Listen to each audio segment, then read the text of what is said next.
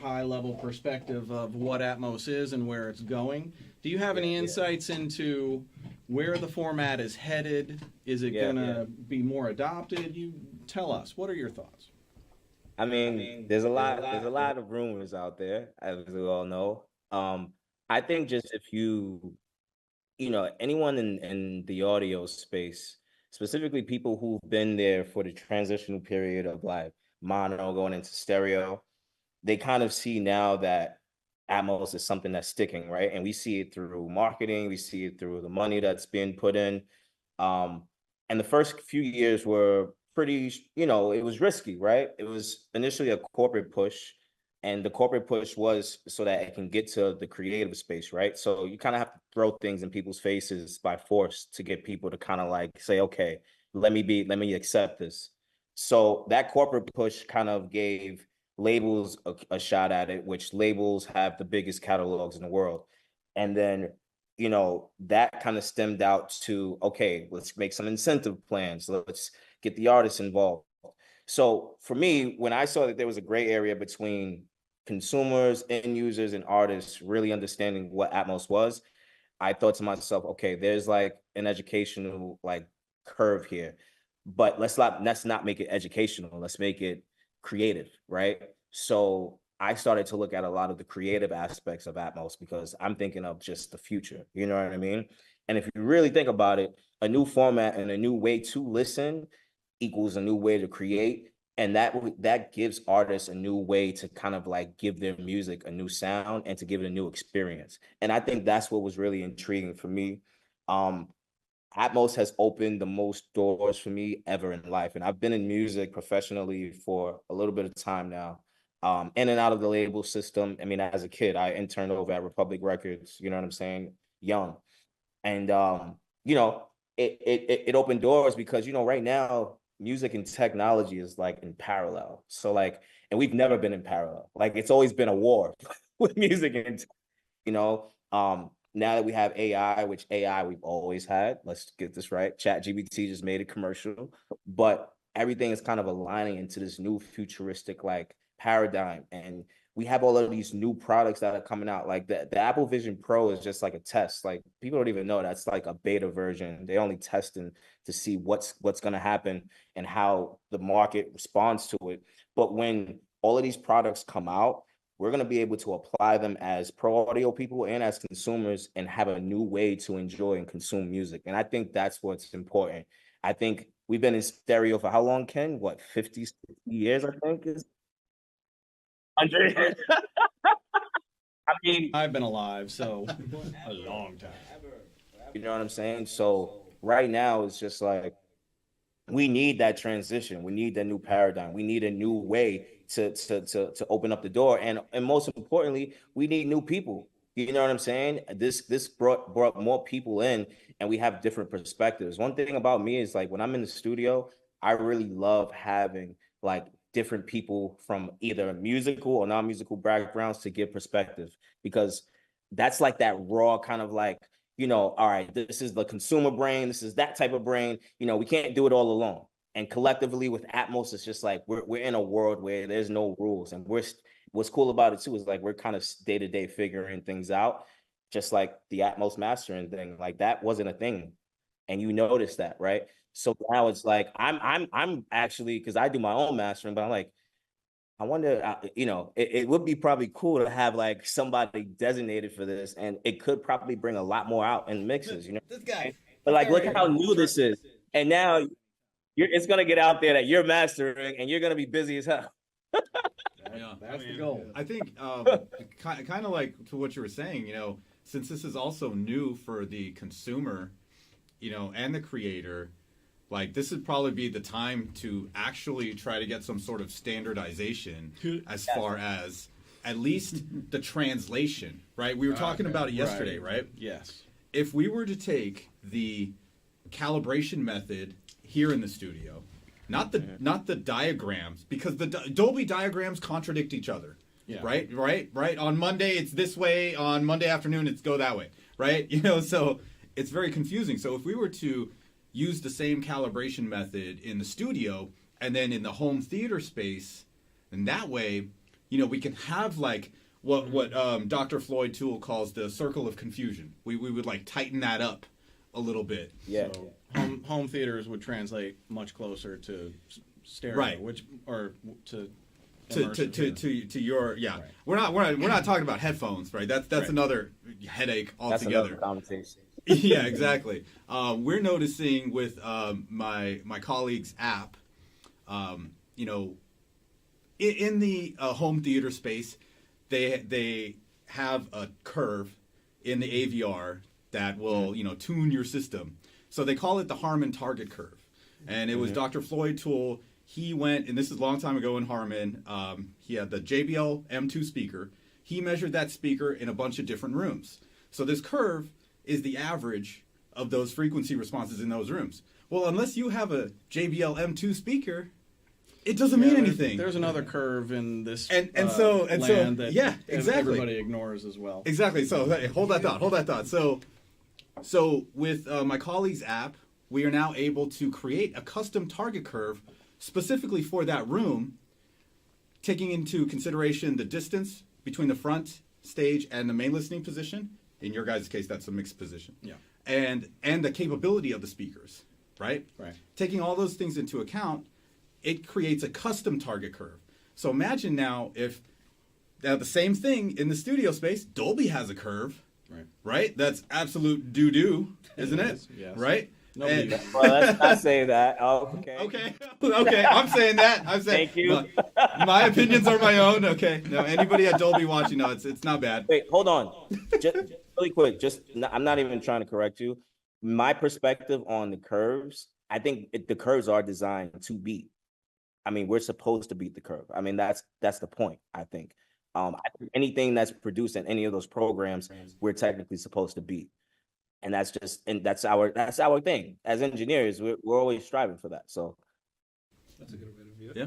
Yeah. So if we were to now get a custom target curve for this room, and I got a custom target curve in my home theater, now at the main listening positions of both separate spaces, we're actually going to hear a similar experience. We're going to have a similar experience. So if we can get that kind of thing happening and tighten up, because there's so many It's like variables. The other thing that is a huge advantage for the end listener right now is the Audio Movers spatial audio stream. Hey, Right. So that's what we're doing right now. exactly. yeah. Do they know? Do they So know? you This is spatial. so you as a mixer can broadcast a stream to your phone, pick it up in headphones, and listen binaurally, or you can you broadcast your ADM to your speakers via Yeah, like no, streaming? you can And play then- this right back. Like the new Audio Movers app is really tight.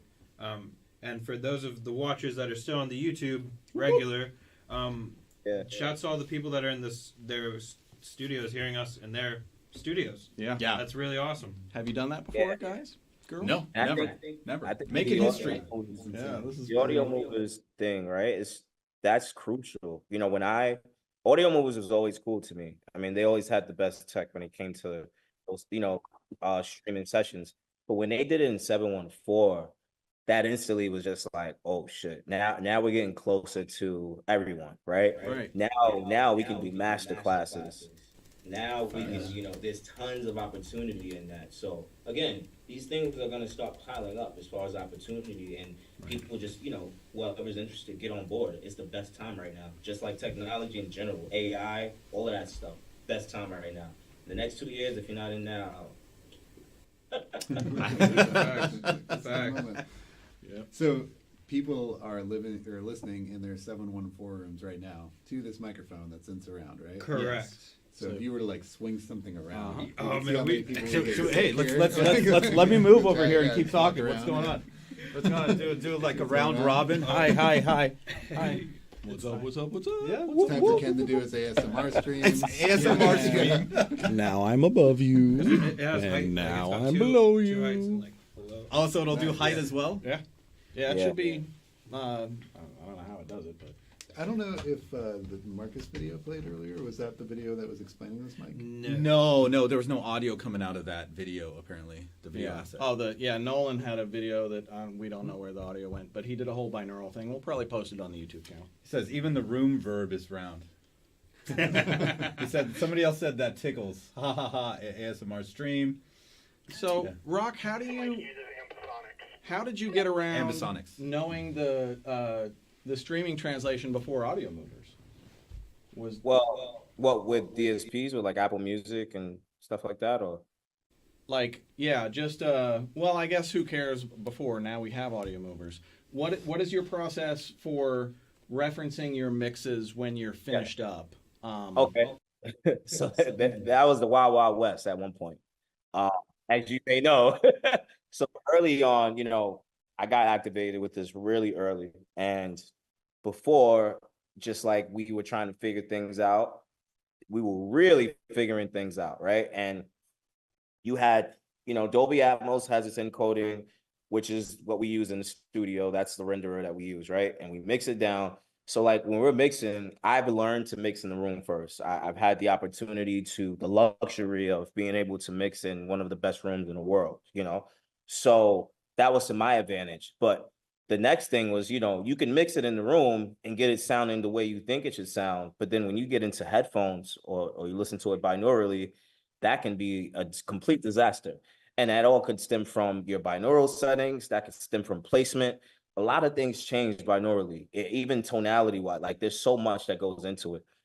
So we, where I was doing it at Republic Studios. Republic had just opened this new studio, and they took over Red Bull Studios in Manhattan, right in the Soho area.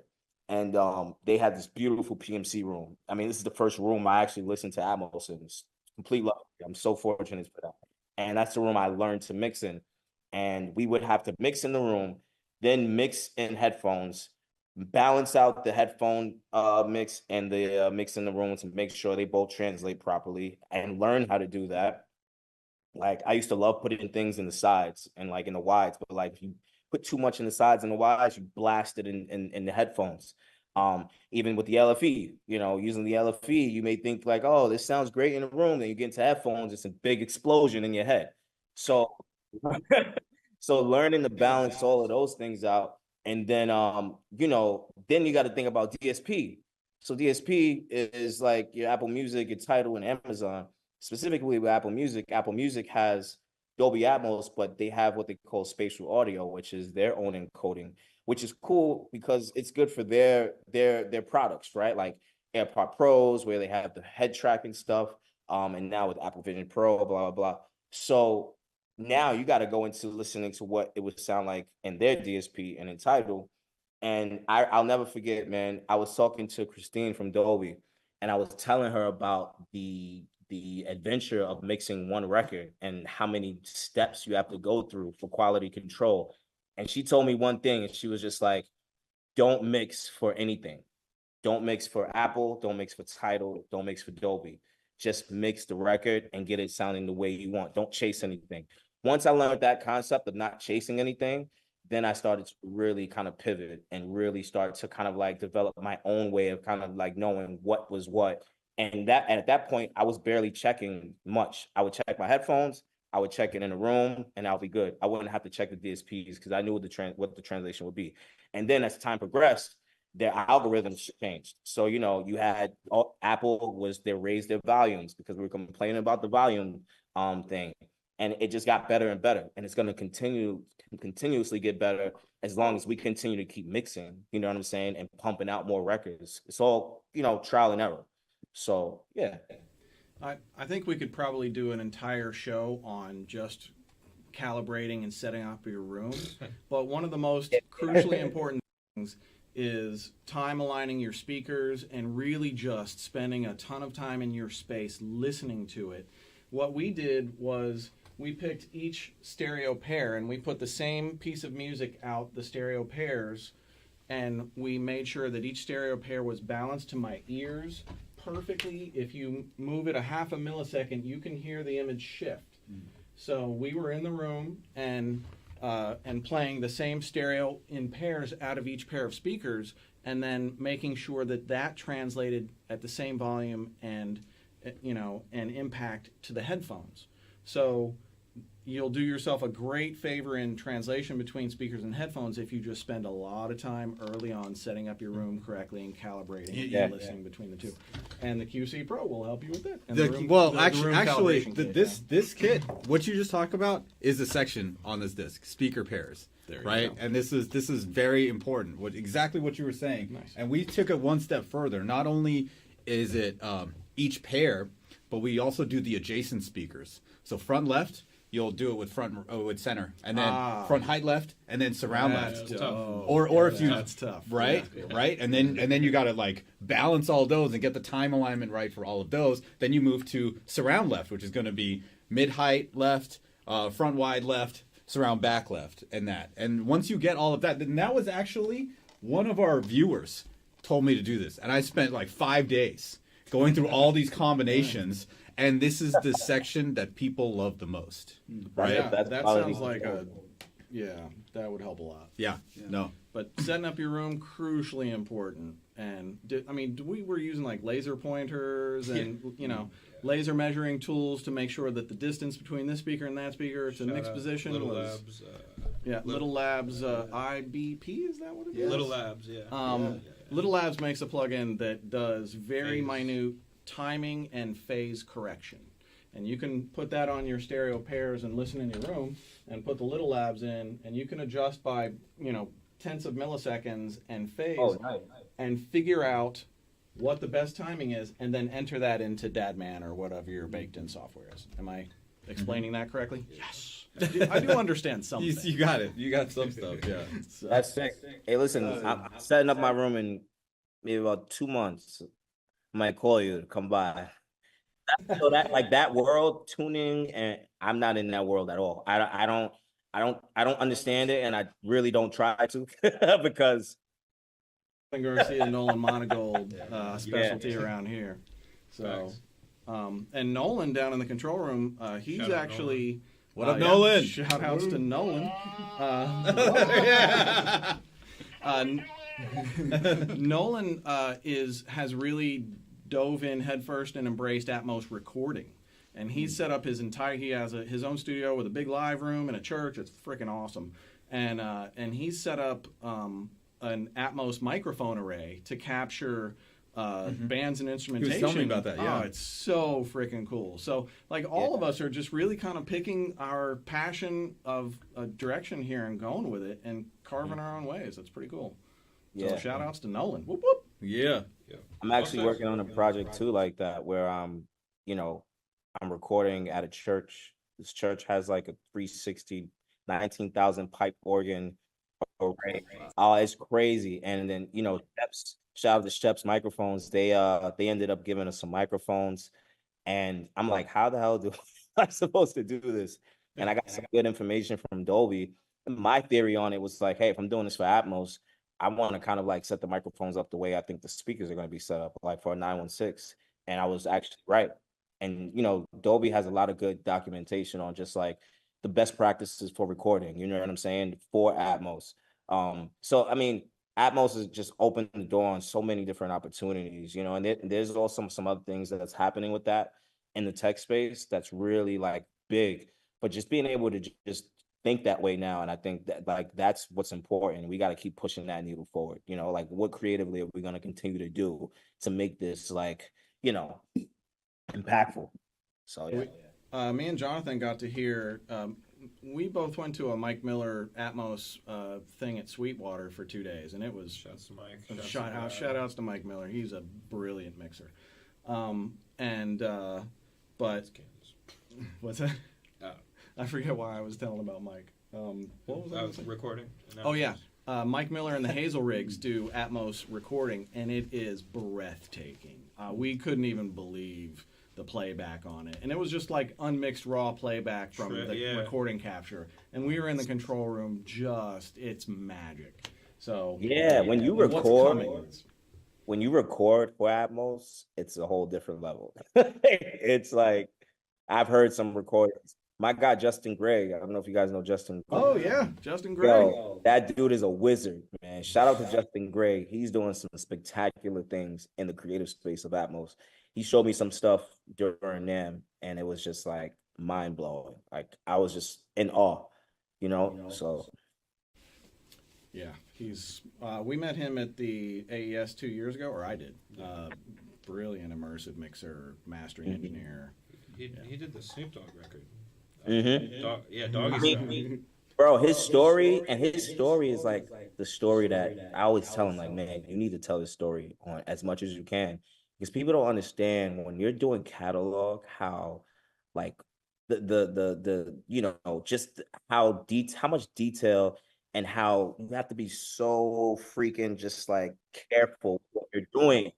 I mean, like, and for me, it's crazy because I wasn't alive for a lot of this stuff. Like, I wasn't even, you know what I'm saying? So, like, I'm like, yo, who am I to fucking mix this shit? You know what I'm saying? But what's crazy is it opens the door to you get to see what they were doing at those times. You do your due diligence. It forces you to educate yourself on how records were done. And I think that just musically it makes you more powerful. You know what I mean? And to Justin, like, he didn't have like a hi-hat or I think it was a snare or something like that. And he went and like literally found a similar snare, EQ'd it, compressed it, and triggered it to be part of that record. Like it was just nuts. And the snare was completely from somewhere else. You know what I'm saying? So the post production, it's just wild. It's wild. Atmos catalog, people don't realize how insane it is. I'm mixing a catalog album right now. There are no mixed stems. Yeah, these guys have been here. And it was done by a super famous mixer who's one of the best in the world. And I've got to match his stereo mixes from scratch. With no automation or recall data or anything, just by ear. And then make it as identical from start to finish. And this is a super dynamic album. So every section I need to check and dissect and make sure just on the stereo. Then the stereo's locked in, stem it out, move to Atmos. The process, the records you've done, incredible. Ken, have you ever played when you get the multi-tracks? You ever play them like in Pro Tools? Dude, it is the best music education. I mean, those players and the recordings are incredible too, bro. Yeah, it's one of my favorite things about being both a mixer and a producer is because as a mixer, I get songs from all over the world from great producers, and I get to dissect their productions, and I get to see what's happening, and then I get to incorporate those ideas into my own toolkits. And that's how everybody really learns. But that's how I've leveled up my production. I was in the kitchen talking to your wife, and you came in, and you're like, "Whoa! I just learned some shit." Like that's awesome. It's always a learning process. We're always gonna keep learning, man. I think like this game, like the audio engineer production, like that game, you get better like the older you get because the more information you retain, it's like you just become unstoppable. That's why like got guys like George Massenburg and like all of these OGs, like they don't stop because they just get smarter. And I think their ears even get better because it's like training. You literally train your ears for life. You really talking 6 years of training. No one can tell these guys anything. You know what I'm saying? That's really the hard thing. Like I can hear the way you breathe. Like they can hear you. They can hear your digestive system. Bloodstream sounds too loud. Well, that's the hard thing starting out is like you don't know what you don't know starting out, and you're second guessing every move that you make. And guys like me and Rock and Mark are just we pull up the faders and the song tells us what to do because we've done so many other songs and so much other work, and it's like muscle memory and athletic training for your brain and your ears and your instincts, and you just over time get more comfortable and better at it. And if you've seen me sprint mix, that's just instinct. It's all instinct. It's so true, man. When I first really got into the professional space, like audio wise, I was like very I had like the imposter syndrome / like it felt like I wasn't good enough because I didn't learn the way everyone else did. Like I wasn't fortunate enough to go to like a school like a Berkeley, or I didn't have none of that technical background. I literally just was in the studios, or I would watch YouTube videos and literally learn how to mix from that. Like Young Guru taught me how to mix on the SSL, like literally. And I met him for the first time and I told him that. I'm like, yo, bro, you literally taught me how to mix. Like literally, you taught me how to use a compressor. You know what I'm saying? But like, I don't speak that same language where it's like, oh, 20 hertz. And like, for me, it's literally all feel. Like I literally just dial in, and when the music speaks to me, and that's how I retain the music as well. And I thought everyone thought that, like everyone else was like very technical, but then I started hanging out with guys like Michael Brower and Ken. I know you're the same, where it's like they're like, nah, man, this is all feel. Like we turn the knobs and we feel it, and then we get technical, and that's just production from a production creative background. It's like, yo, dog, we're not trying to dive deep into that right now. Like we want to get the vibe, we want to get velocity, we want to feel it.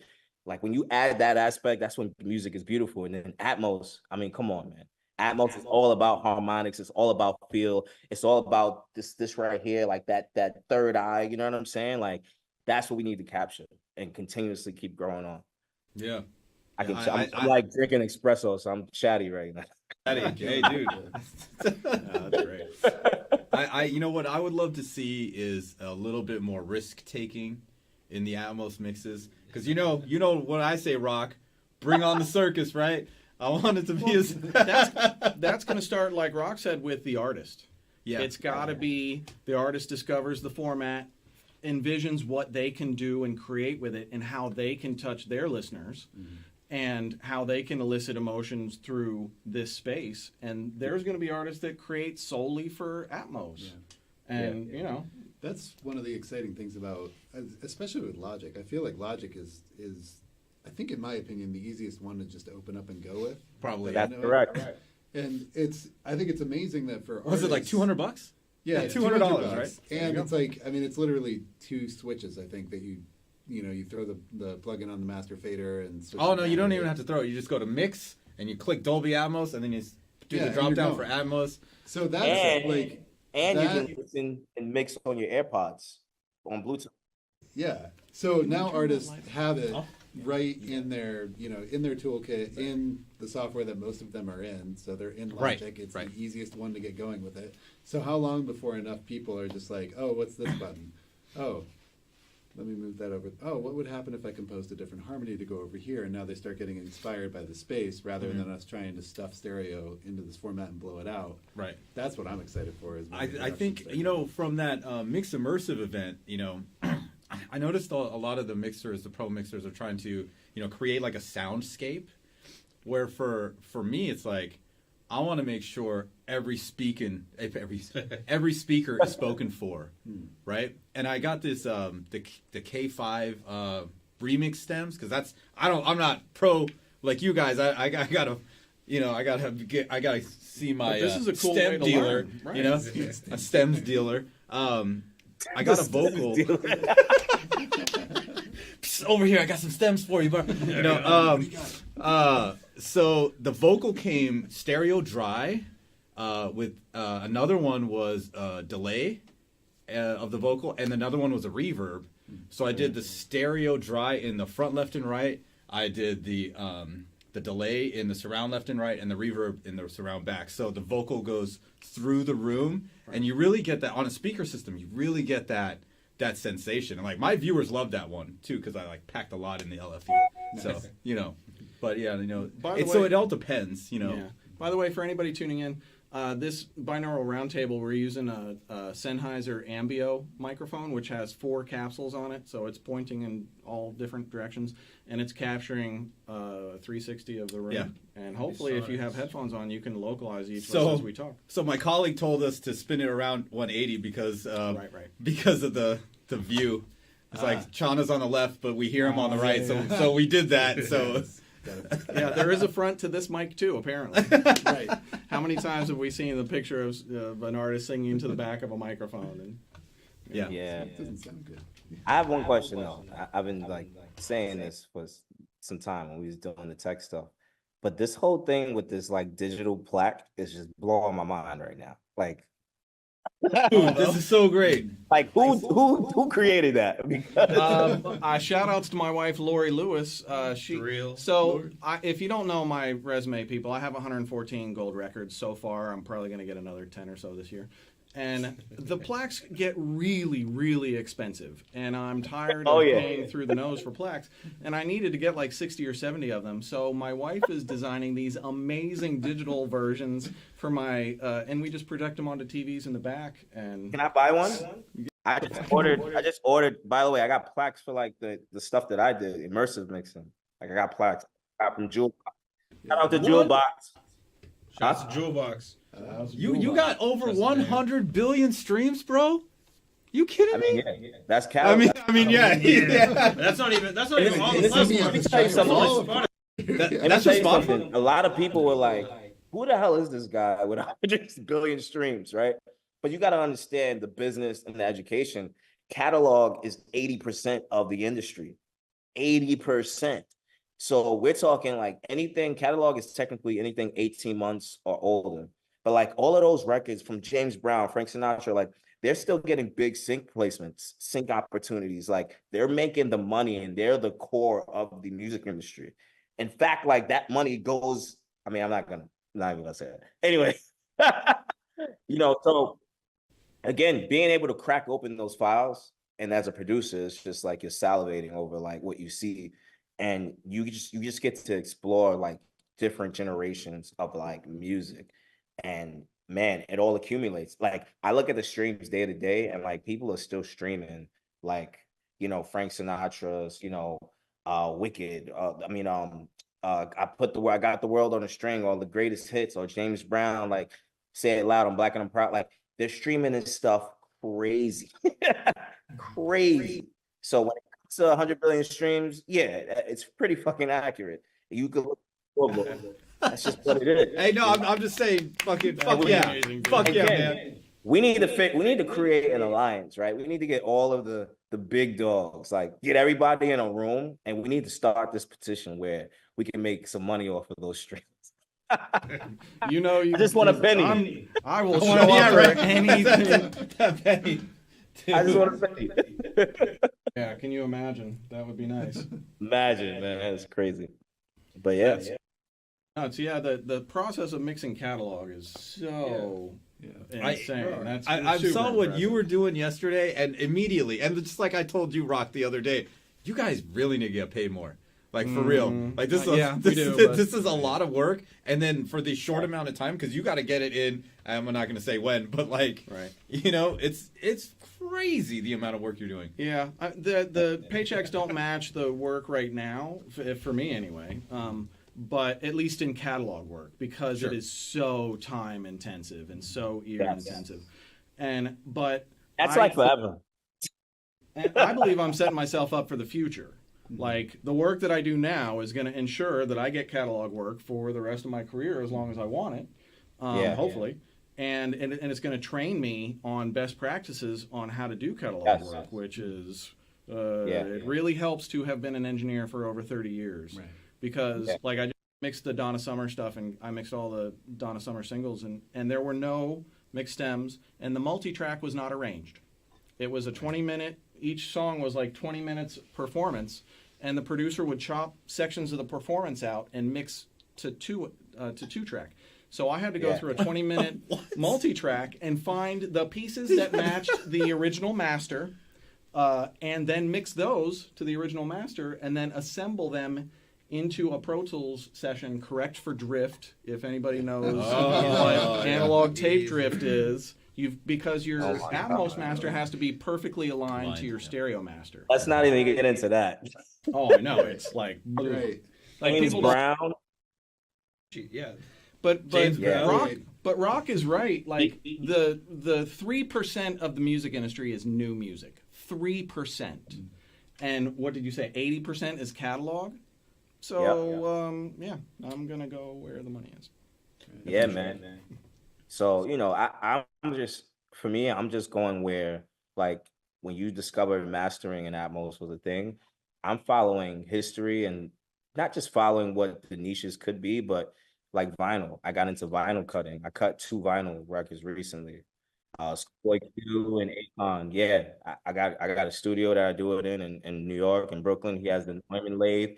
I learned the entire thing. And, that's an art. I mean, I give it up to just the guys that's been doing it and that are teaching me. But like the vinyl is at an all-time high. And no one even, I think 60 or 70% of people that buy vinyl don't even open it. Did you just collect? Dude, It's crazy. I You know what I'm saying? vinyl and no Player. Well, like, what is it? Best Buy got rid of all their Blu-rays and DVDs, but they're selling vinyl. So there you go.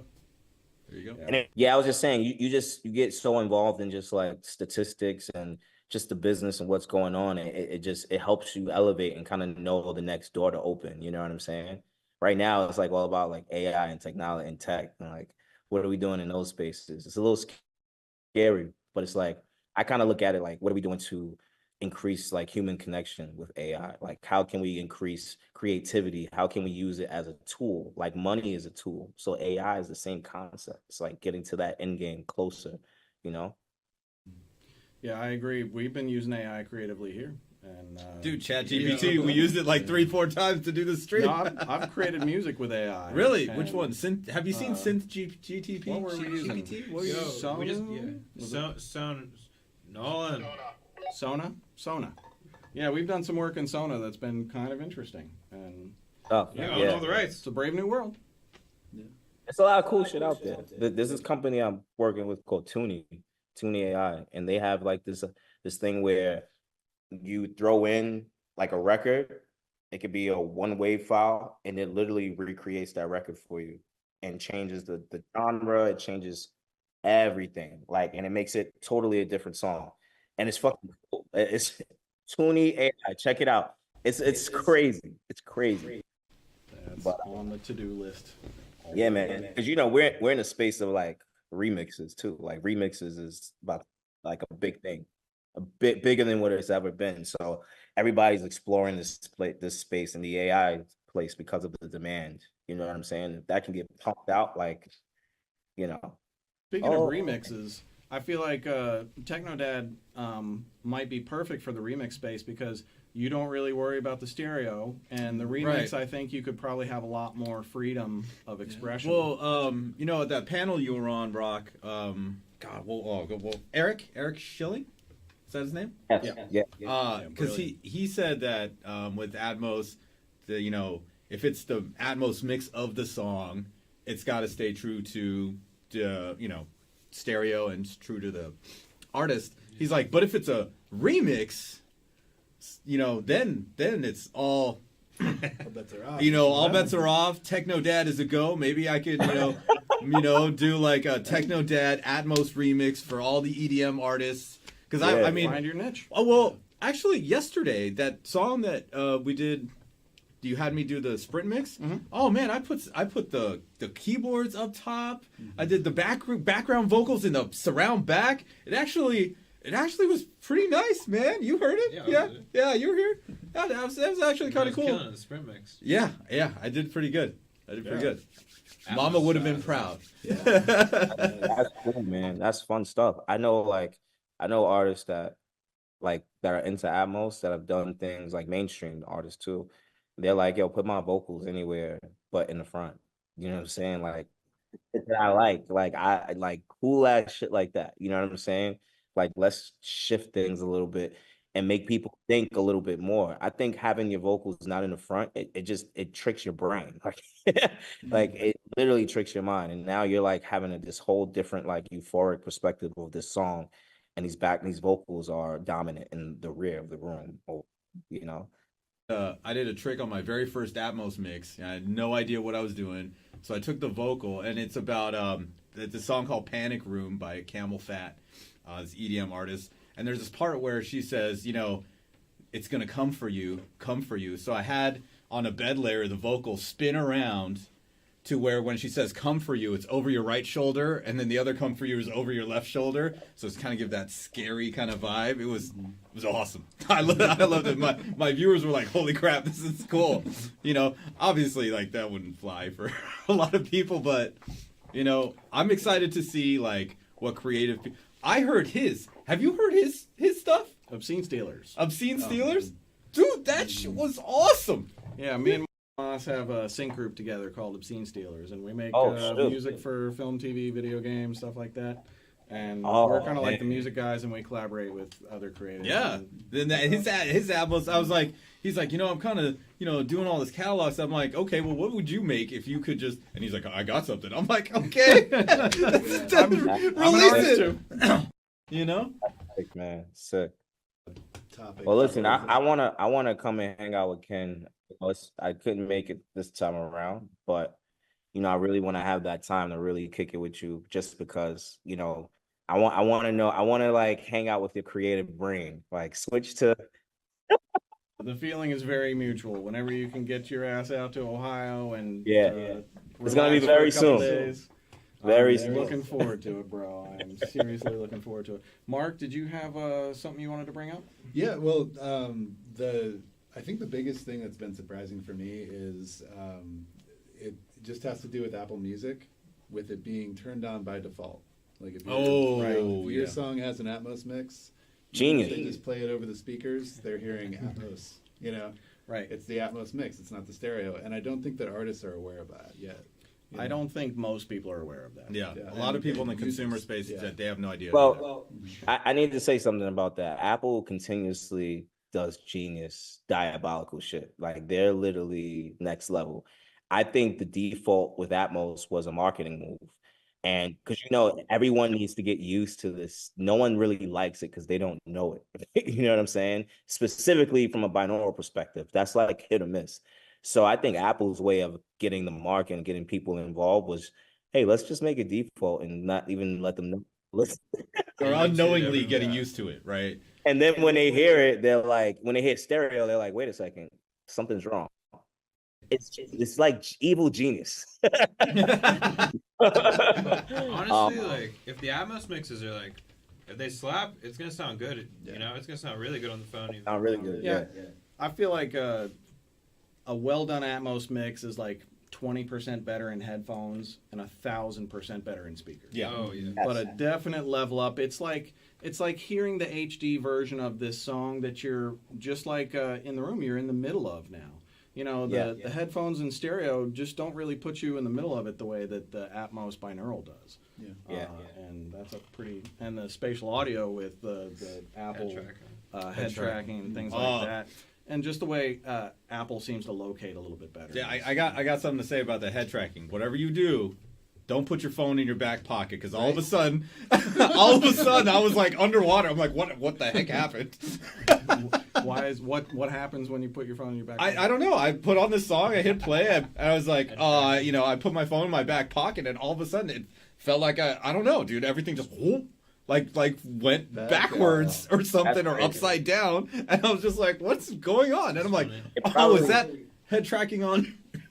Back when they did it, The head tracking is from like the headphones. I like it because like when I'm in the gym and I'm like, I'm doing push-ups, like it kind of changes depending on where you are. Like if you levitate, if you're down low, like I went to tie my shoe and it was like it's fucking cool as hell. Or I'm bench pressing. So it's an adaptive like experience. Like, and that's what's cool, because like our attention spans are like this now. So it's like people aren't really, they're not, everyone's like, all right, done. So now everything needs to be like a circus or roller coaster ride. You know what I'm saying? And you got to be able to have your choice of the experiences. Head tracking, fixed, nothing. You know what I'm saying? We need options. So that's all like part of the experience.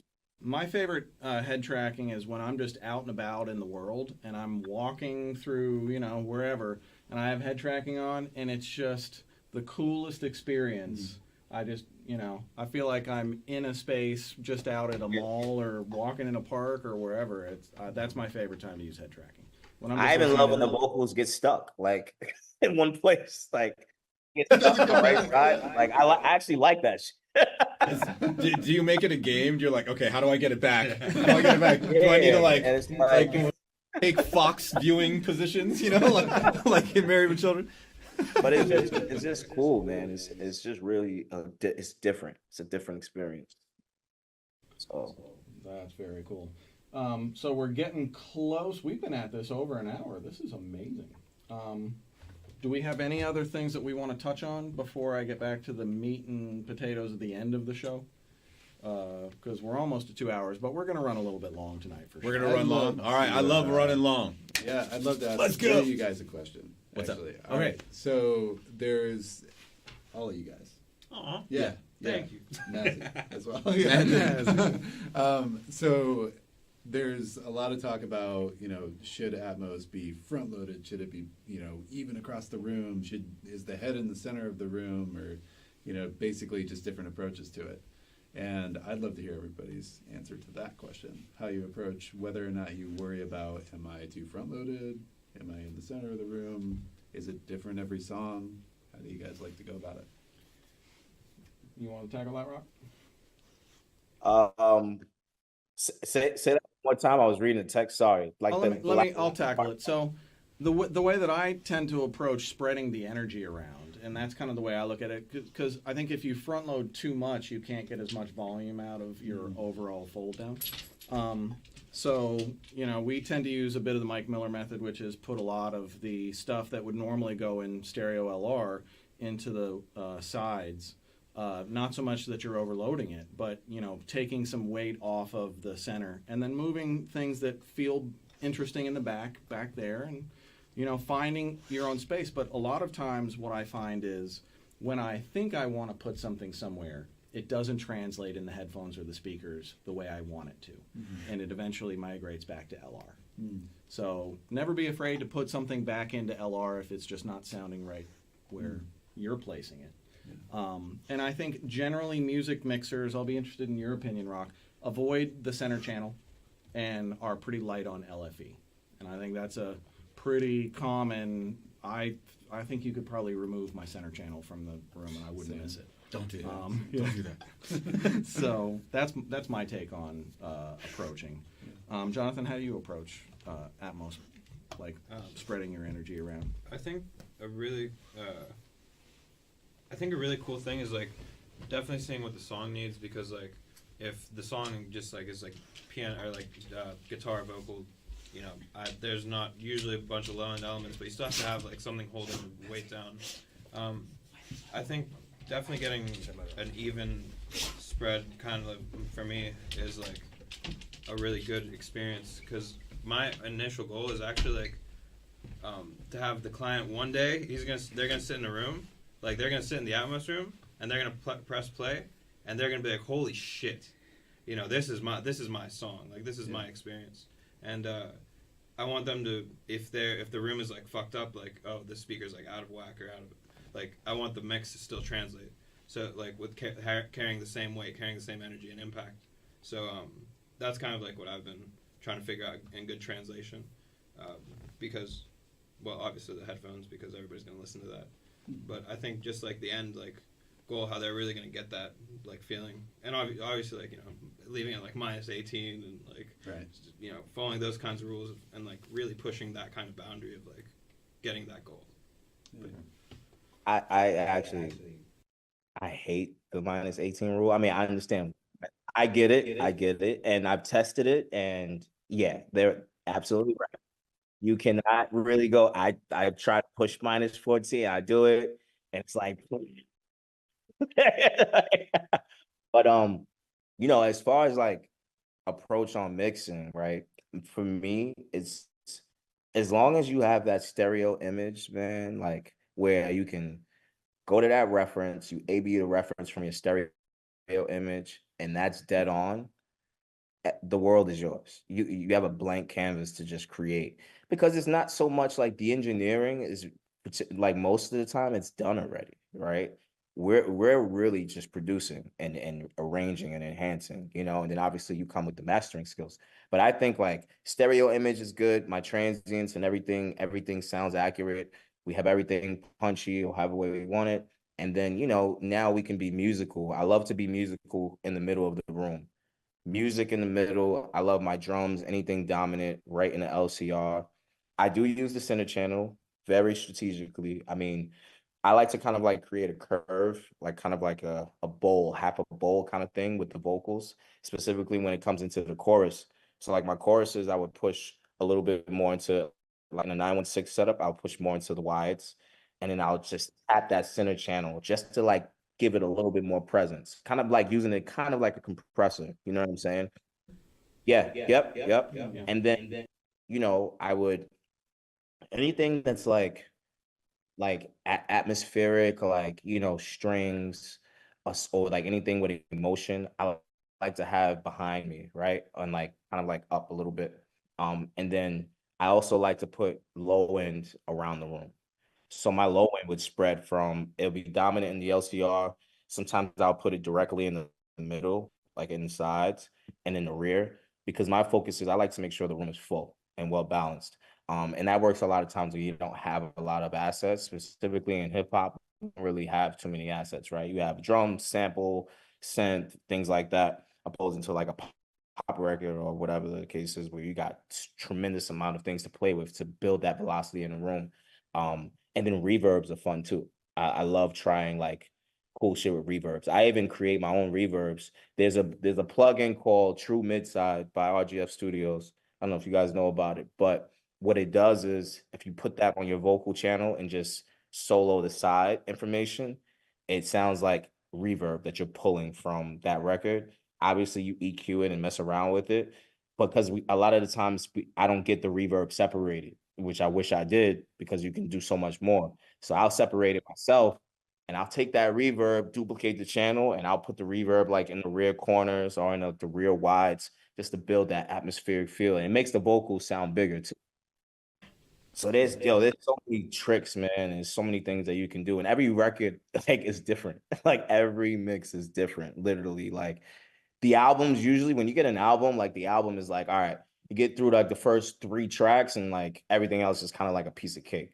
But like every like Atmos project is like that. I've never had one that was the same yet.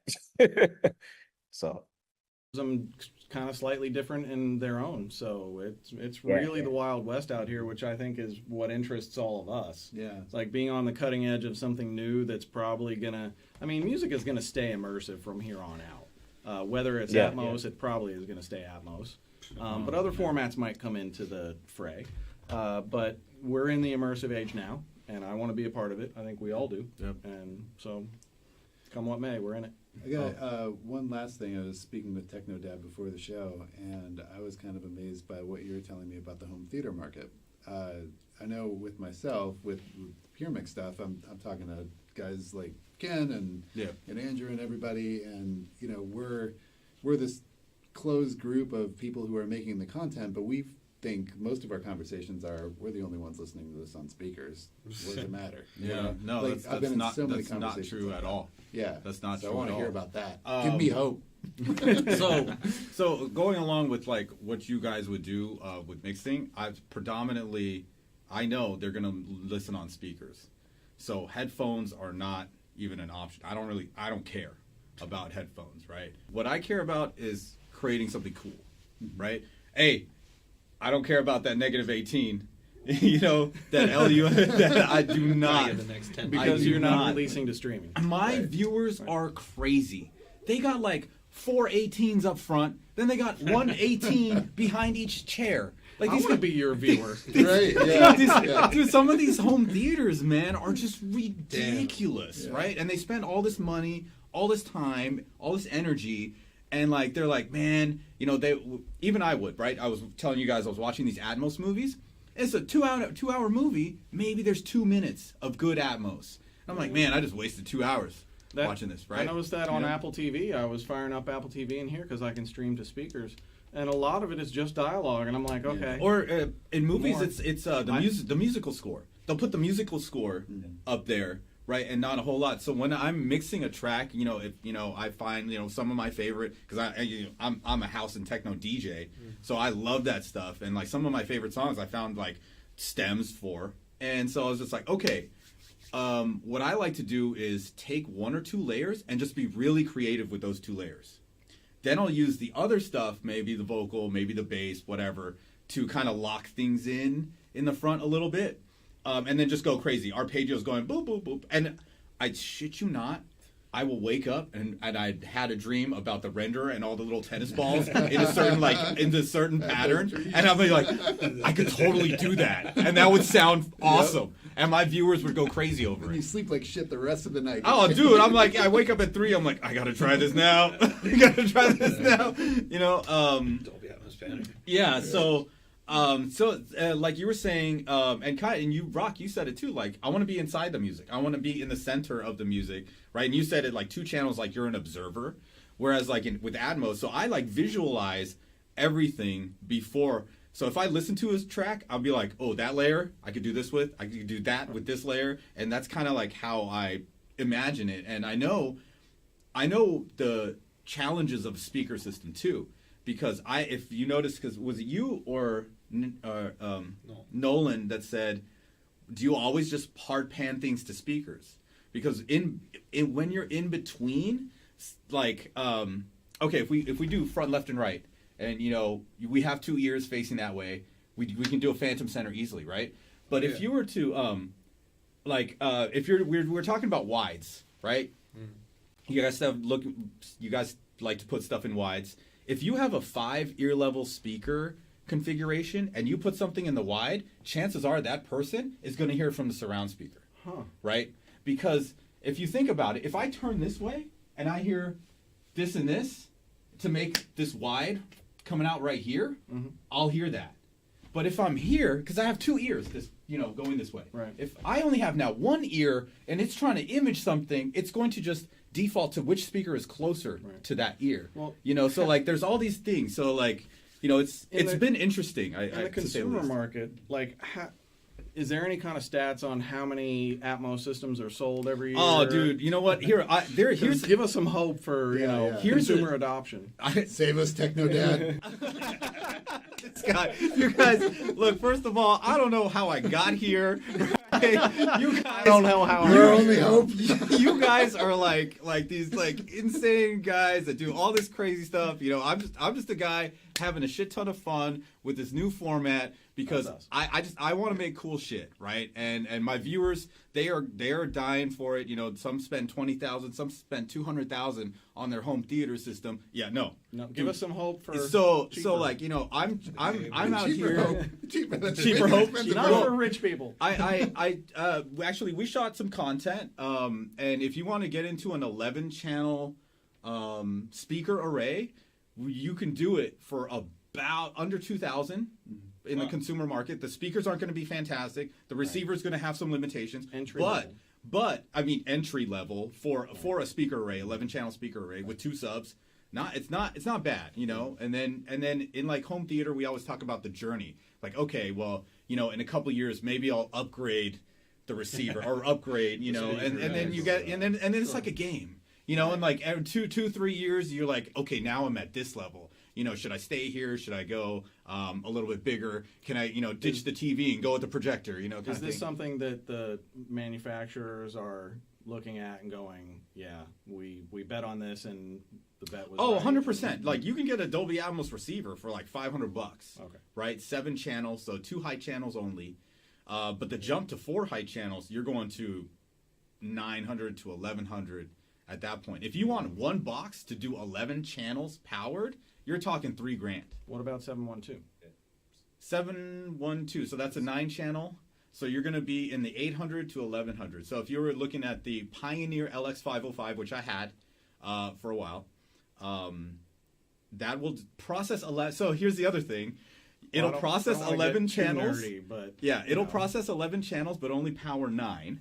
Okay. So if you wanted those other 2 channels, a basic $70 or $80 Class D desktop amplifier, right? Little tiny thing. You just connect it up for the surround back or the rear heights. That's usually the 2 that need power. And then you can run 11 channels for, just with that.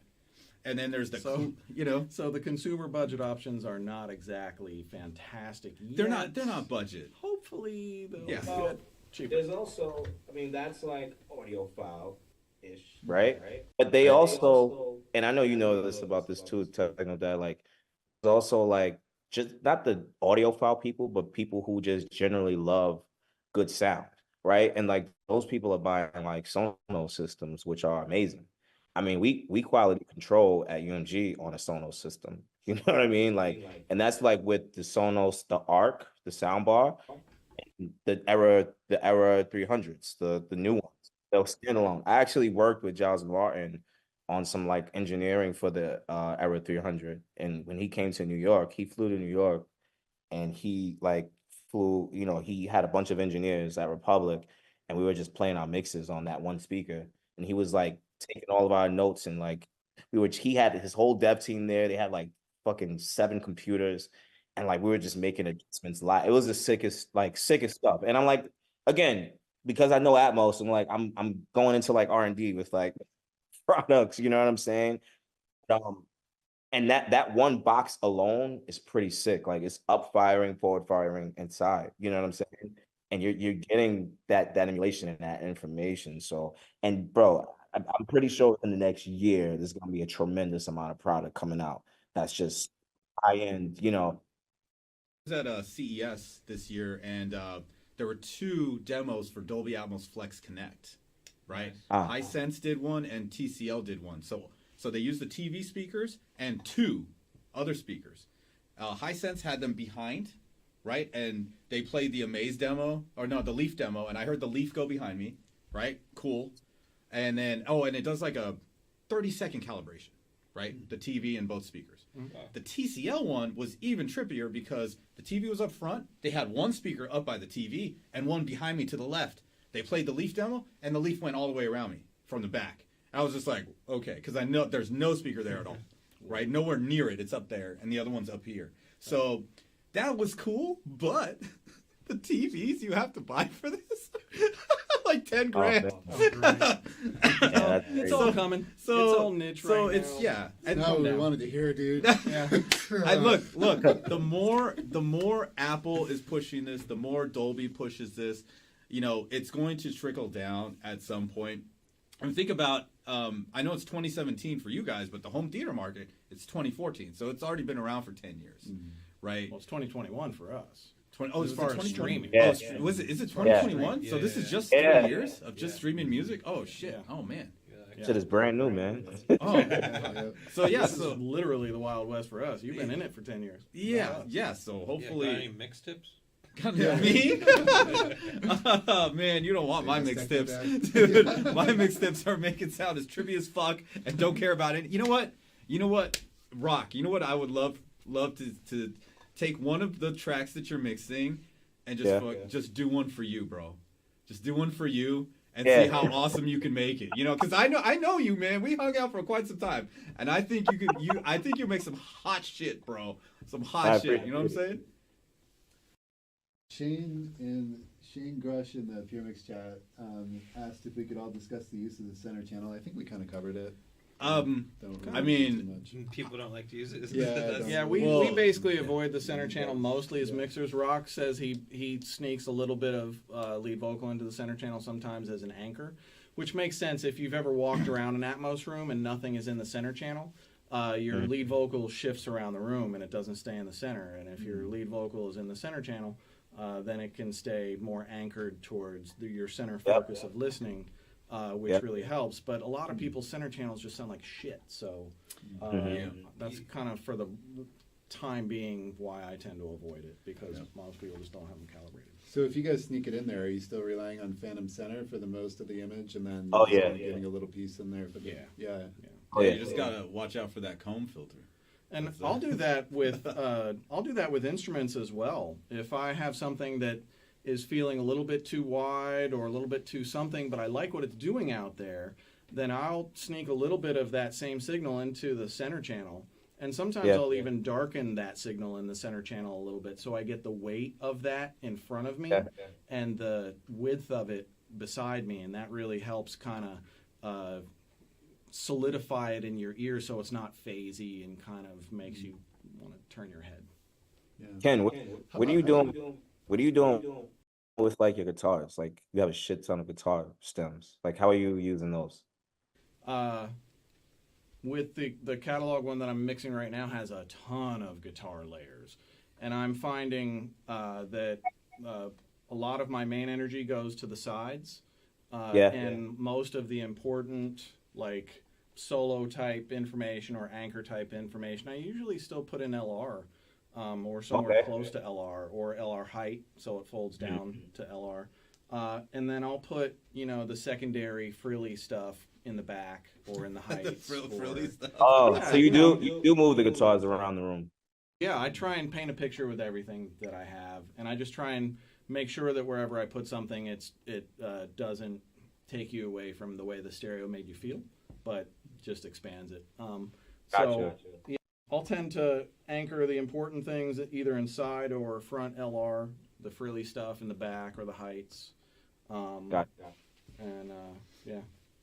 Yeah, I get guitars are tricky. I like I get freaked out by them sometimes, like when there's a lot. So I'm like, I think I'm gonna keep them all in one place. Yeah, the catalog album I'm mixing right now is the guitars on it are so wide, and it's super impressive. And what I'm noticing is the original mixer panned a bunch of the layers hard left and a bunch of the layers hard right. Yes. And, and none of the guitars in the center, and he left all of the rest of the music for the center, and it just creates this huge image in stereo. And yeah, the things that you, like you were saying earlier, the things that you learn as an Atmos mixer dissecting other people's stereos is a really great way to learn stereo mixing. Yeah, it's like reverse engineering, man. It's the best. Like it's amazing. And again, like I'm not like a huge in the stereo mixing space, right? But like doing Atmos, it literally is like bringing me down like step by step from like every single perspective. And I'm like, you can't learn this shit any better way than like this. That's amazing. Yeah. You know, about the center channel thing, we use it because our audience is home theaters. Yeah. Right? So who was it? Was it you saying that no, somebody else. Anything on that TV screen, you watch John Wick? Yeah. Everything's it was you, right? Yeah, we were chatting about that. Everything's coming out of the center. The gunshots, anything that's happening on screen is coming out. And so, like, my recommendation, and like everybody else in the home theater space, you spend the most amount of money on your front stage. So when they have these arrays, yeah, right, their center channel, like you should have seen my center channel. God, if it was on its standing up, it's like this tall. You know, 4 6.5 inch drivers, like a big ass horn, right, and huge and heavy. So we found a way to use it in music where we have a nice spread across a little bit into the wides, left and right, center, and it sounds awesome. I played you yesterday. Yeah. I played it for you yesterday. Yeah. And so, you know, if other people are not using the center channel for vocals, fuck it. We'll do it, and we'll make it sound awesome, and that's why, you know, these EDM guys are going to come to me. That's right. Yeah. It's all the Wild West. You know? There aren't many rules in this game, right? You know, because somebody said here, I would use the center, Big Jack 79. I would say use the center to anchor. Some people have amazing centers.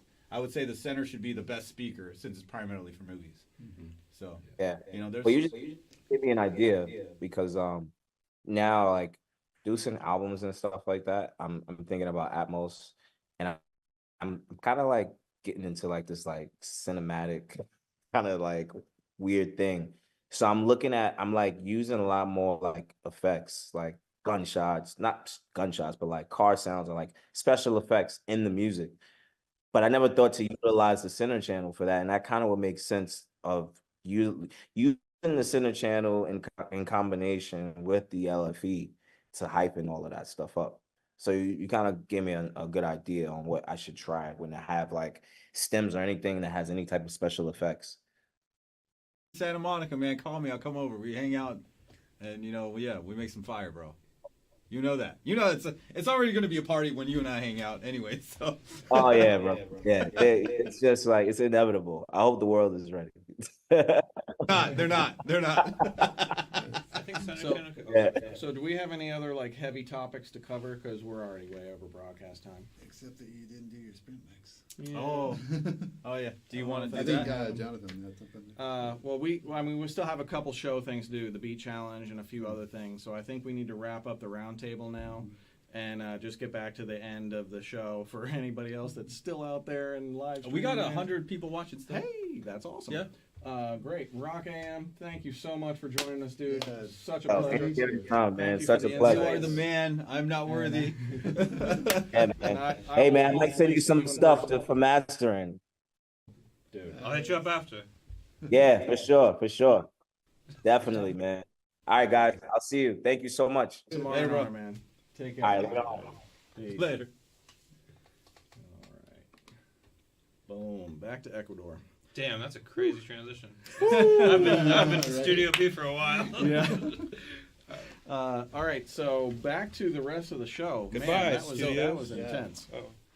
Oh, What, are we shutting off this mic?